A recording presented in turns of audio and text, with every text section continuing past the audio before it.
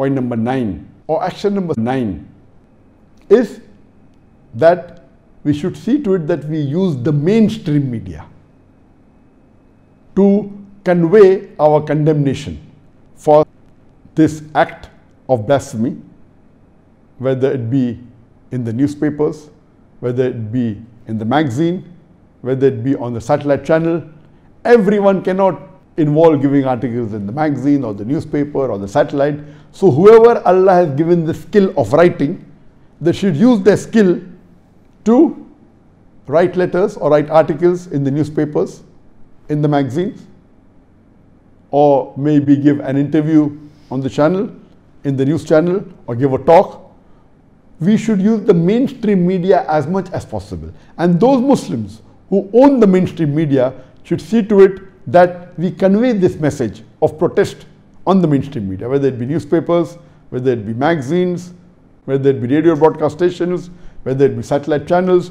We convey this message as much as we can so that this message goes throughout the world. Action number 10 is that we should try and file a legal case against this blasphemy.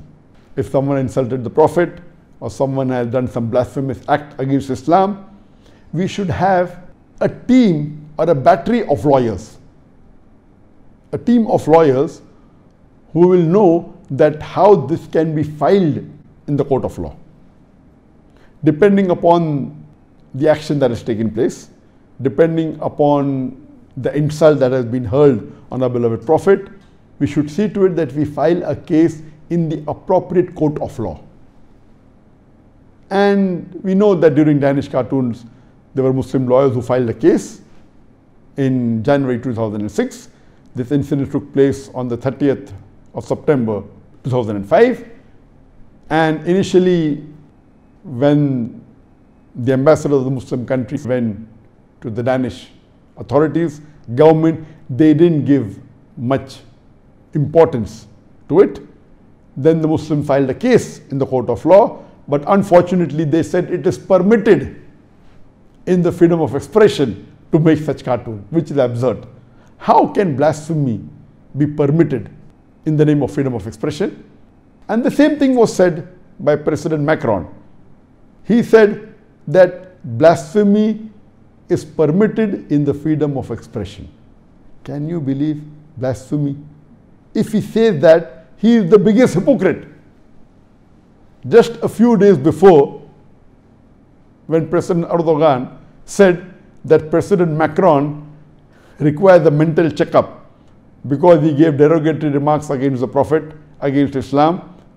So President of Turkey, President Erdogan, mentioned that President Macron requires a mental checkup. Immediately, he called the envoy to Turkey back.